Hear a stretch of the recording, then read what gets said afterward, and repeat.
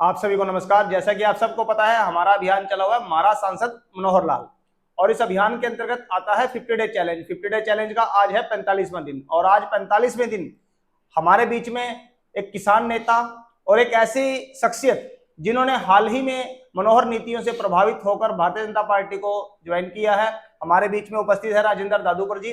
राजेंद्र दादूकर जी, आपका बहुत बहुत स्वागत, अभिनंदन। तो मैं आपसे एक बात जानना चाहूंगा कि आपने मनोहर नीतियों को कैसे देखा हरियाणा में? देखिए, मनोहर लाल जी 9.5 साल हरियाणा के मुख्यमंत्री रहे जी। और मनोहर लाल जी से पहले होता था, प्रेशर ग्रुप्स बनते थे प्रदेश में, और वो मंत्रियों को ब्लैकमेल कर लेते थे और गलत काम करवा लेते थे। तो मनोहर लाल जी को कोई ब्लैकमेल नहीं कर पाया। मनोहर लाल जी कभी दबे नहीं। मनोहर लाल जी बिल्कुल जायज तरीके से संविधान में और कानून में आस्था रखते हुए, और जिसको जो जरूरत थी समाज हित में, प्रदेश हित में, वो मनोहर लाल जी पारदर्शिता से वो कदम उठाते रहे। तो मैं आपसे बात करूं कि मनोहर लाल जी ने 9.5 साल तक सफल जो उनका कार्यकाल रहा है एक मुख्यमंत्री के रूप में, अब वो लोकसभा करनाल में आए हैं एक सांसद प्रत्याशी के रूप में। तो आप कैसे देखते हैं उनको, एक मुख्यमंत्री के रूप में और दूसरा अभी भावी सांसद के रूप में? आप कैसा महसूस करते हैं? मुख्यमंत्री के रूप में एक उनकी छवि, लौह पुरुष की छवि उनकी बनी पूरे प्रदेश में, और वो चुनाव लड़ रहे हैं सांसद का, देश की पार्लियामेंट का। तो हरियाणा के लौह पुरुष अब देश में लोकमान्य होने जा रहे हैं। तो इतना बड़ा ये मैसेज मैं करनाल लोकसभा क्षेत्रवासियों को, जो अपने बेशकीमती वोट से उनको वोट देकर और लोकसभा में भेजने का काम कर रहे हैं, तो मुझे पुरजोर विश्वास है।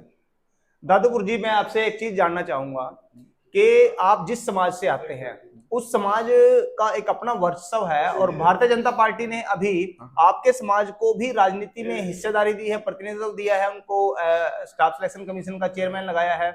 तो आप कैसा मानते हैं कि भारतीय जनता पार्टी के साथ जो रोड समाज है, रोड समाज किस हद तक है और कैसे है?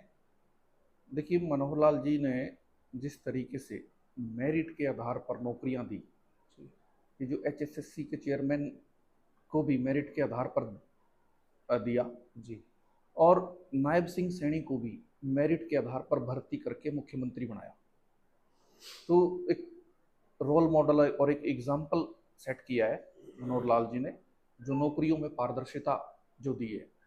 और जहाँ तक बात रोड समाज की है, रोड समाज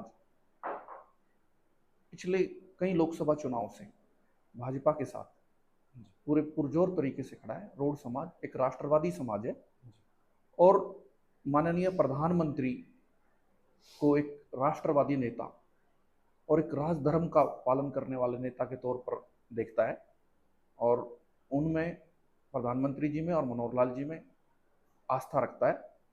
तो इस बार भी रोड समाज, अब मेजोरिटी वोट्स होंगे जो रोड समाज की, वो मनोहर लाल जी को जाएंगे। तो दादूपुर जी, आप 25 तारीख की वोट की अपील हमारी लोकसभा जो करनाल है उनकी जनता से कैसे करेंगे आप?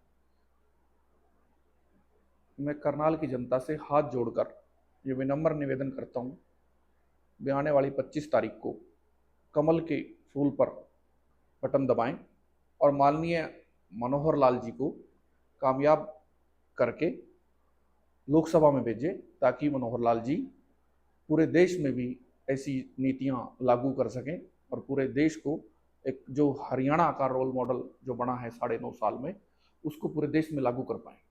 तो आज 45वें दिन हमारे बीच में उपस्थित रहे राजेंद्र दादूपुर जी, जो किसान नेता हैं और अभी भाजपा में इनका स्वागत भी हुआ है, भाजपा में इनकी एंट्री हुई है, और भाजपा की जो मनोहर नीतियां हैं, मनोहर नीतियों से प्रभावित होकर राजेंद्र जी भाजपा के परिवार का हिस्सा बने हैं। तो आज की वीडियो में इतना ही। आपको मिलते हैं कल नए मेहमान के साथ। तब तक के लिए जय हिंद, जय भारत, वंदे मातरम।